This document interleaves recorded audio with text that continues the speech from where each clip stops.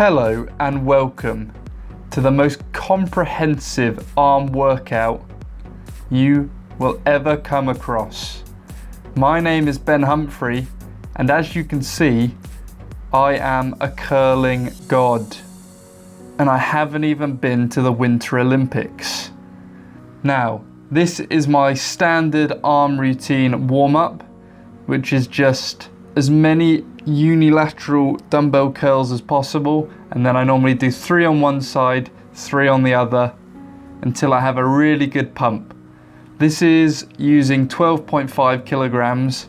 I'll usually use between 10 to 12.5 kilograms for these warm-ups, because you don't want to go very heavy. I was wrong, it's actually 14 kilograms. My mistake. So you want to use a lighter weight and just rep them out to get the blood in and start work. So the first exercise for building ginormous arms, 18 inches plus, is gonna be the barbell curl. You're gonna want to go fairly heavy on this, but nothing to the point where you're swinging massively and using a lot of momentum. So it's up to your discretion how heavy you go. But the key is to not hold back with the weight. Like any muscle group, the arms need progressive overload, and that means increasing the weight over time. What you don't want to do is just continually use light weights, high repetitions, and get a pump. So when I do these barbell curls, I like to do maybe a strength program, a 5x5, maybe even as little as sets of 3 repetitions. Here's me using 40 kilos. Curling it up, using a little bit of momentum, but not very much at all.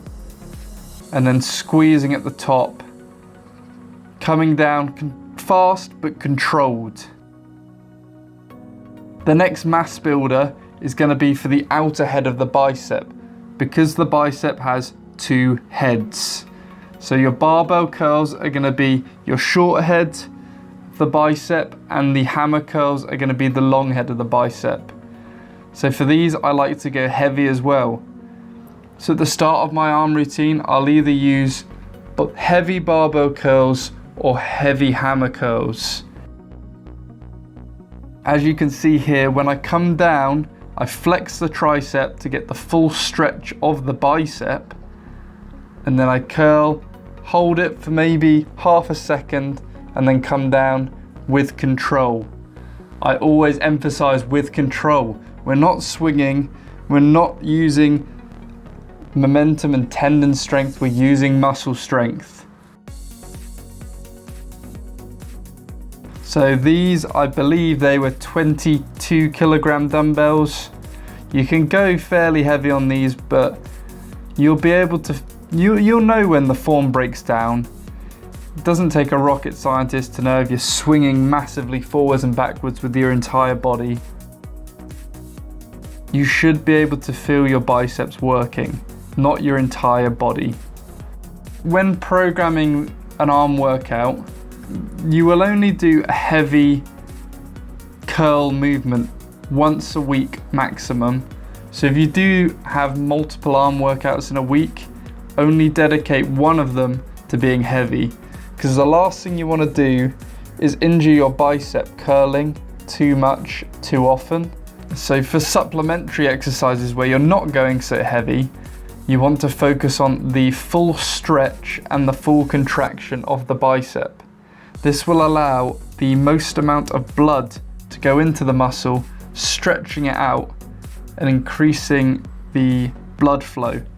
What I like to do here is these incline bench curls.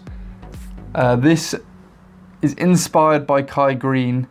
So you do want to go slowly down on the eccentric and then quick and explosive up on the concentric. What I like to say in my head is I'll say stretch, stretch, stretch, contract.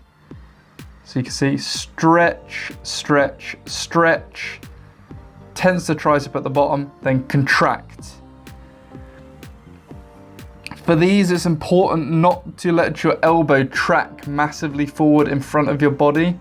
So you can see my elbows are always quite far behind my actual torso. And that's gonna create a drag effect where you're essentially dragging the weight up your body. This will engage the bicep and take the front delt out of the equation. So keep those elbows behind the trunk of your body. Here is a good angle from the side of that. So you can see the full stretch where the tricep contracts, and then a very quick explosive contraction. Full range of movement. Like most exercises, you're going to want to do multiple sets. This is pretty standard for weight training in general. You don't just do one set of an exercise. To fully fatigue it, you may do 3 or potentially even 5 sets.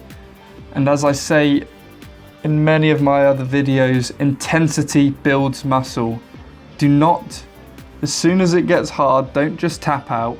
Try and push through the pain, even if it means sacrificing your form very slightly. So the next exercise is cable hammer curls. I use the rope for this one, and I get a good squeeze on the long head.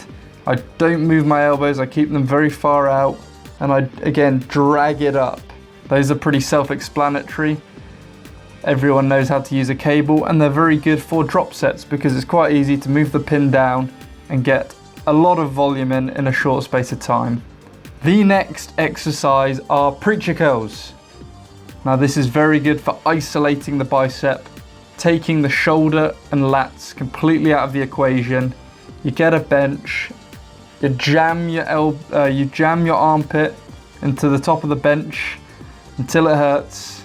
The closer the better, and you just want to slowly extend and let your bicep fully extend and contract.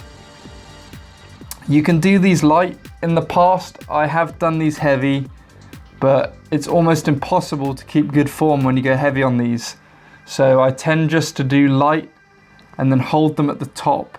It's a very good exercise if you do struggle with form. I hope these tips were useful, and you should soon have incredibly large arms if you follow them.